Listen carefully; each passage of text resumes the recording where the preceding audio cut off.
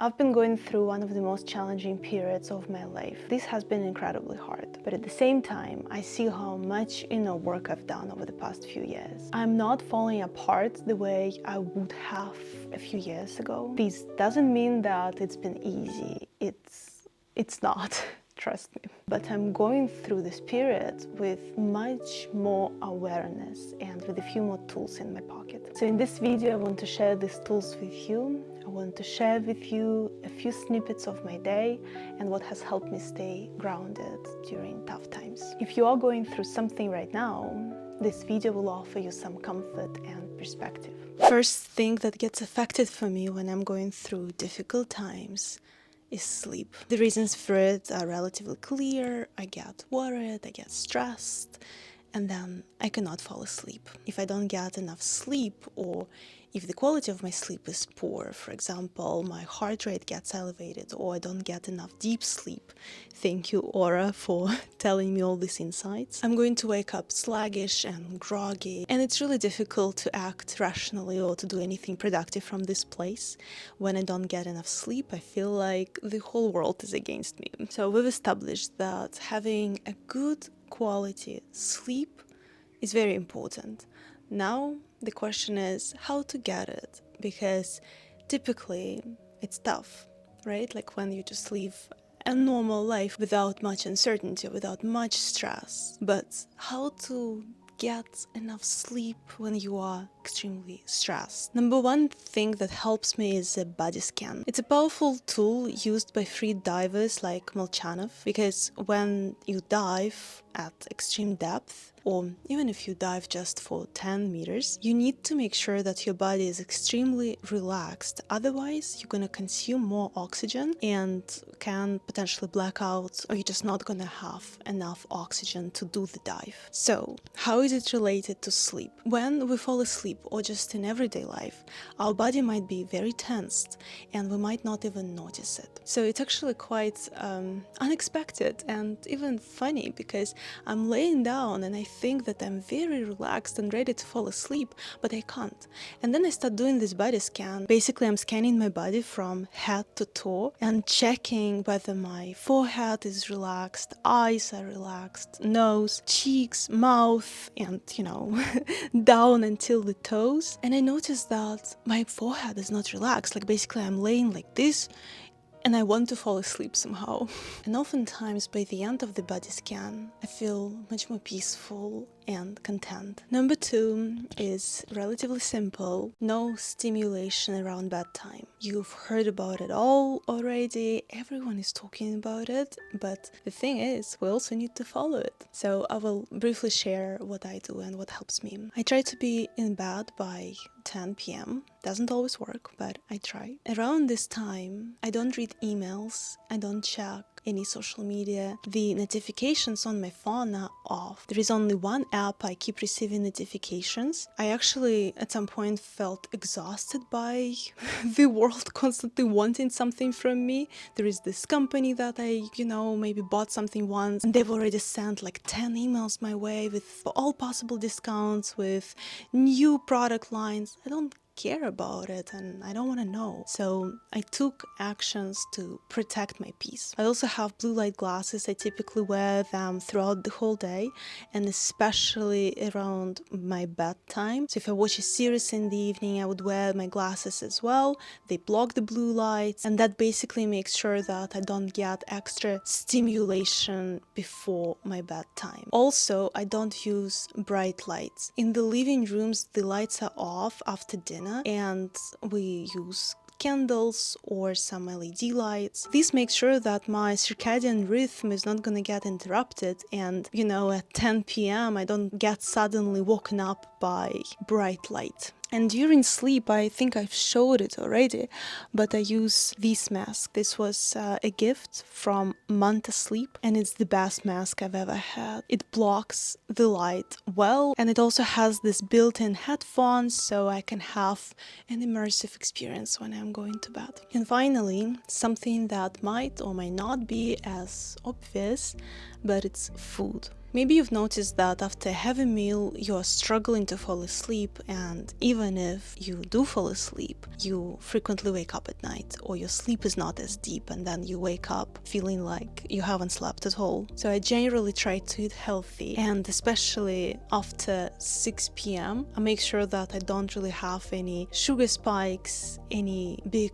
meals. Again, we're all humans. Sometimes it doesn't work out, sometimes I really feel so down that I don't even have the mental space to think about my food intake. I just have whatever is in the fridge. So it's all okay, it's all normal, but this is my sort of aspiration. This is where I try to be, and I try to be there most of the time, but life happens as well, and I forgive myself when it does happen. When life is falling apart, or we think that it's falling apart, all we want to do is to just crawl under a blanket and completely lose ourselves in a movie. And that's okay for a moment, but there is something important that a medical professional recently told me. They said that when you're going through difficult times, give yourself one task, even if it's a tiny task, but one task a day. Sometimes this one task could be not even going for a walk, but just getting outside and grabbing some fresh air. Here I am, being outside, trying to practice what I preach. And if you're watching this video, maybe watch this fragment, being outside. You don't have to walk, but just get outside and stand there for 5 minutes. I like Pilates, and since I still have my subscription, I would go to a Pilates class sometimes. And it would feel to me like I've just wasted 20 euros, because I would not be able to do anything.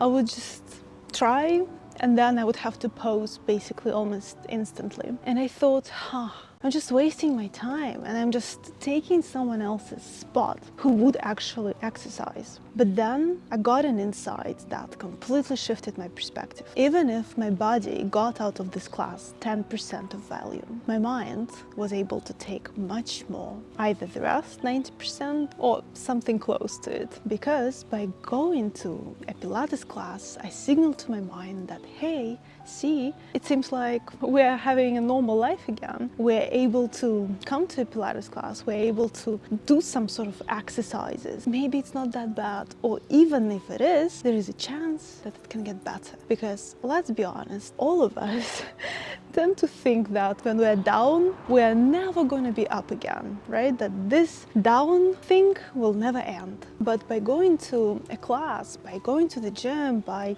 showing to our mind that, hey, look, we're still having some sort of routine, you see, we can be back. This thing that's happening with us right now, it's temporary. I just finished my therapy session. Normally I go bi-weekly, but now I had to increase the frequency to weekly. Let's start off why I even have therapy. Like, don't you have family and friends? That's sort of the common phrase I sometimes hear from people. Yes, I do have this support from the loved ones, but I'm mindful that my friends and family are not trained to help me. A therapist can hold that kind of space that no friend or family member can. It's very much focused on you, on your problems, and it's just like revolving around you. And yes, you can have that kind of discussion with your friends or family once in a while, but let's be honest, no one wants to always be that person who brings heaviness and issues into the connection. And that's the unexpected benefit of therapy. Your relationships are going to improve almost instantly by default, because now you already have a person in your corner who helps you process and understand your life, so you don't have to use your social circle for these purposes. And one of these things that I personally saw after I started my therapy is that I no longer came into the relationship thinking and feeling like I need to lay out all my problems and so this person can help me kind of navigate my life. I had much more space and presence to just simply be there for this person. And that actually allowed me to see people in my life, to really see them. Now that we sort of got out of the way why therapy at all, I want to talk to you how it has helped me this time. When I was in the middle of it, meaning like when things just happened and kind of shocked me. It was a very weird state. On one hand, I was resisting it and I was thinking that I am fine, I'm still okay. But then some small things happened in my life that would show me that I was actually far from being okay. And I was kind of confused. I was like, so what's going on? What's my current reality? I see that I am sort of okay, but then at the same time, I'm really not. And my therapist was actually reflecting things back at me. And I was like, wow, that's what's going on. Okay, I see it. And of course, it did not happen over one session. I'm simplifying it a lot. Over some time, I got to a point where I actually realized what my reality was, and that helped me start accepting that's my reality, that's it, and thinking about how to get out of it. I also want to be clear, I think the internet is overflooded with stories like this where we always see the end result, where a person is always sharing how they have overcome it, like they used to be a certain way, but now they're all perfect and fine, and now they're going to teach us a lesson. So that's definitely not one of these stories. I am just bringing you along on this journey and sharing things as they are unfolding. This one is especially applicable and especially hard for type A personality. It's the people who are high achievers and they're used to seeing themselves in a very productive light. It was hard for me to pose and see myself in a place where I was down. The only thing I could do some days was just to make myself a cup of tea. And that's far from where I used to be. I used to juggle a lot of different things, and this is my default mode. I'm someone who is very good at time management. I do a lot of different things, and it gives me joy, it gives me fulfillment. And now I was in a completely different state, and I had to accept that this season of life is different. I had to let go of all the expectations of me, and some days the only thing that I was doing was playing Age of Empires. It's the game that I used to play as a child, and it gives me a lot of comfort. It's something that is very familiar, and whenever life gets shaky, I come back to it to seek comfort and stability in a way. This strategy is actually very common. I used to have a client who would watch Harry Potter again and again when her life would get unstable. So basically with this point, what I want to say is that it's tempting to keep on going. It's really tempting because no one wants to pause their life because they need to process something or because some crazy events have happened. People typically tend to keep on going, and some of them might even get away with it, but only for a short while, because it works like in physics. Unprocessed energy doesn't disappear. It keeps building. Even if it keeps building in the background, it still keeps building, and at some point it's going to demand to be felt. Whenever I'm not doing too well, this is when I really need these practices that I'm about to share with you.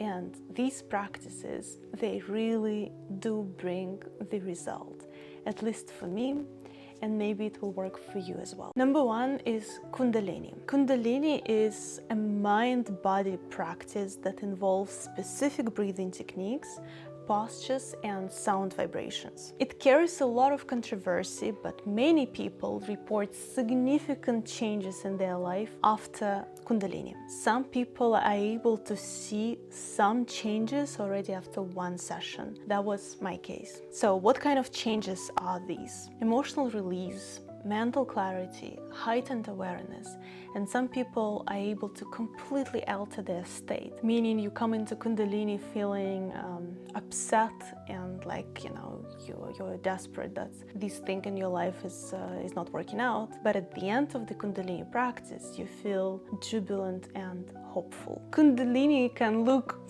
funny from the outside, I admit it. It looks mental because we are holding our hands in weird positions, and it looks funny. But I've noticed for myself that for me it built resilience. I know that if I can hold my hands in such an uncomfortable positions, and trust me, it's really tough, if I can do it for 11 minutes, this transfers to other areas of life and helps me believe that I can overcome other difficulties in life as well. Number 2, Wim Hof breathing and cold showers / cold plunges. Wim Hof breathing gives me a clean wave of energy, and when done properly, it serves as a life reset. I remember one example where I felt drained. I was struggling with something, and I was like, I don't know how to get out of it. And then I went to a breathing circle in Eindhoven. My partner organizes them. He's a certified Wim Hof instructor. So I went to one and I got out feeling like a new human. I felt like a huge weight got just off my shoulders, and it felt like I emptied my mental container. As for the cold showers and ice bath, the weather in the Netherlands is much better now, and probably a lot of us almost naturally feel like we want to cool off in a shower. So if you have this sensation, I encourage you to follow it, because cold showers have numerous benefits health-wise, but for mental health it also works wonders. I don't do ice bath on a regular basis because I don't have space for the ice bath in my apartment, but whenever my partner hosts events, I try to join. So first of all, it's a challenge. It's a huge challenge, but after it, I feel like my nervous system has reset, and whatever I'm going through in life, it like expands my capacity.